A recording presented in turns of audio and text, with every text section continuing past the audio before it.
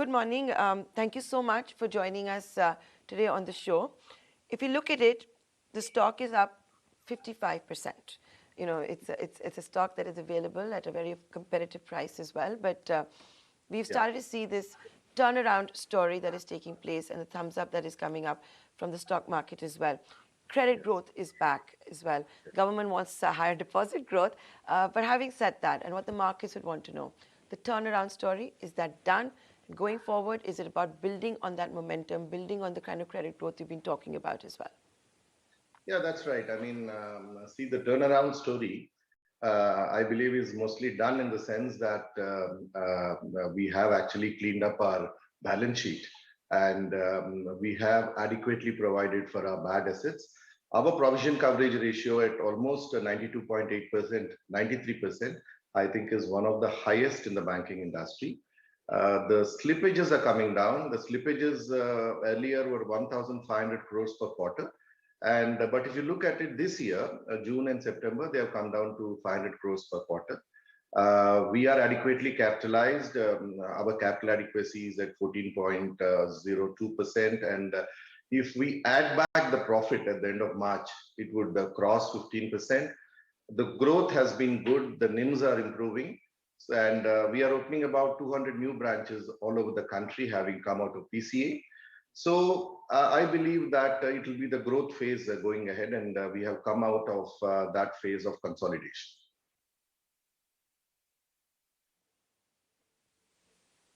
So as you come out of this phase of consolidation and the turnaround story is completed, can I ask you, are you willing to change your guidance for the year? Are you upping your guidance for the second half of the year? Second half of the year, I mean, I'm not upping my guidance for the simple reason that if you look at credit growth, we have also grown like the rest of the banking industry at almost 17%. But if you look at the deposit growth, it has been around 9.5 to 10%. So apparently going forward, of course, I mean, when it comes to deposit growth, it's a fact that if you look at the rate hike of 190 basis points in repo, banks have passed on to the extent of 75 to 90% as far as the deposit rates are concerned. So there will be a phase where I feel that the liquidity will be an issue going forward. Banks are slowly building up. So I think the credit growth would gradually moderate to around maybe 15%, 15 to 16% going forward. Do you see that as a case specifically for UCO Bank, or do you see this as an industry phenomenon? Because banks do have the option of increasing deposit rates, and the minute you increase deposit rates, money can come back. I mean, you have to open the floodgate first. Hey, that's right. But then see, I'm not just talking about my bank, I'm just talking about the banking industry. But what we have to realize is, see, for the deposit growth, especially on the retail side to happen, it is not that, I mean, you increase the deposit rate and the deposits would flow in at a rate to take care of this lag. Maybe in the interim phase, the banks have to depend a little more on bulk deposits, as well as maybe borrow in the TREPS window to take care of the liquidity issue, because the retail deposits, there would be a gradual growth. I mean, there will not be a flood of deposits to make up for this liquidity issue. Now, Mr. Prasad, the sector is on a comeback. The animal spirits are back. But specifically for UCO Bank, the last decade was a tough decade. Yes. The whole experience of NPAs, moving back into PCA, you're on the brink of almost collapse. I'm sorry to use that word, but you'll appreciate the spirit of my question. How will you come back and regain the mind share and the brand share? For a bank which was, let's say, out of business for a couple of years because of compulsions, a lot of damage could happen to the brand, to the CASA, to the fixed deposit. What are you doing to repair it?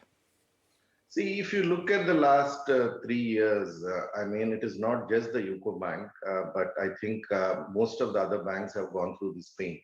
Even a number of mid-sized banks were also under PCA. And all of us also know the reason as to why most of the banks have to go through this pain. because the credit growth that has happened during the time of boom and subsequently some of these large loans becoming NPAs because of various reasons, including legal reasons also.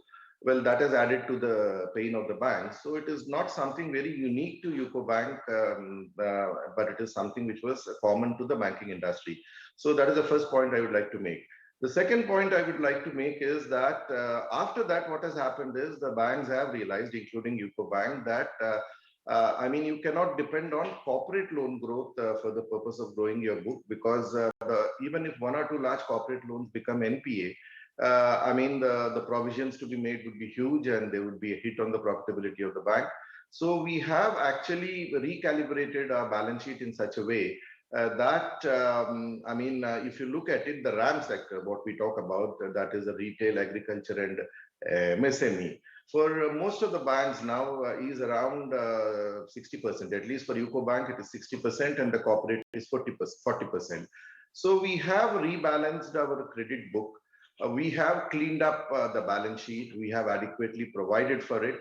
So I do agree that when you say that there was a phase when the emphasis or the focus was on recovery and consolidation and cleanup, and not so much on the growth.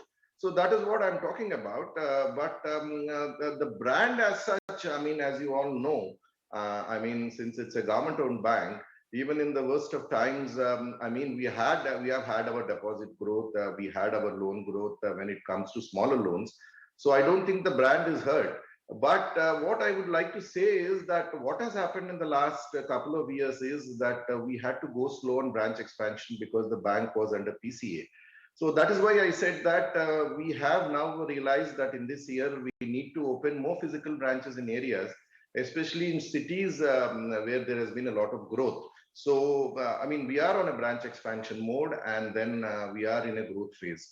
So I think going forward, things are looking up. I'm so glad to hear that. Okay, now let's look at the good things. You know, as journalists, we always look at that fine print, that tough question, but let's look at good things. Good things are happening for UCO Bank. ROA, very impressive. 0.3 has become 0.6. Yes. If I say ROA of Union Bank in coming quarters could be 1%, am I being ambitious or is it realistic? You're talking about UCO Bank? Yes. I mean, your ROA, sir, has gone up from 0.3 to 0.6. Marked improvement. For me, that is a measure of how ultimately shareholders would like to see the growth. Exactly. Are you aiming to take it to 1% or will it be still a distance away? No. See, what has happened is if you look at the first quarter, that is June, we had taken a huge mark-to-market hit. And the mark-to-market provisions were made at 7.45. So we have adequately provided as far as mark-to-market is concerned for the simple reason that even today morning, I think the yields have opened around 7.24 or 7.25. So 7.45, I feel that with even the rate, whatever rate hikes are factored in, I feel that we have adequately provided for on the as far as the mark-to-market is concerned, and there may be some amount of write back going forward. So if you look at the September quarter is one quarter which has been one of the best for the UCO Bank, and where we made a substantial profit of about 505 crores. And going forward for this year, we have targeted a profit of 1,500 crores because last year we made a profit of 930 crores. So I feel that with this profit of 1,500 crores, I feel we'll be very close to around 1% ROA. All right, 1,500 crore profit this year versus 900 crores last year. Good morning and thanks so much for taking time out. Now, you focused heavily on global advances, which have grown nearly 70%. Talk to us about where you're seeing growth, which companies or which sectors is it that your lending is largely going to?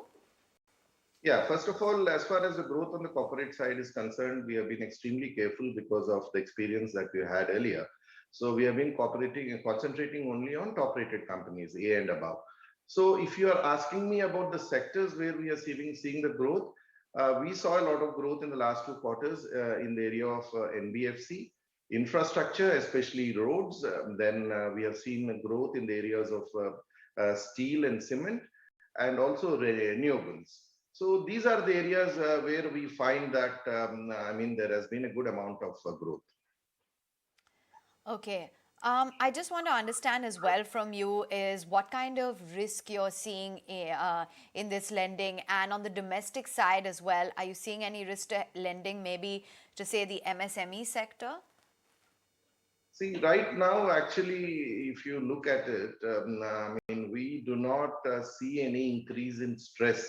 If you are talking about the increase in interest rates on account of the repo going up. So our SMAs actually are around 4% of the book, 4.2% of the book. And in fact, they have come down compared to what it was at this stage last year. But anyway, it is too early to say that there is no stress. But one good thing I can tell as far as my bank is concerned is that we do not have any large corporate account which is under stress. So yes, some amount of stress in SMEs, we'll have to watch the portfolio carefully going forward. But right now, if I look at it, I do not find any signs of concern as far as the the stress either in the retail or in the SME segment is concerned, because these are two segments where the interest rate is linked to repo.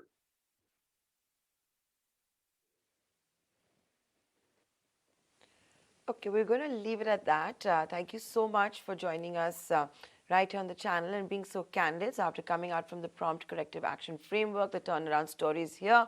It's real. 200 branches are being opened. Credit growth is keeping pace with the rest of the banking peers as well.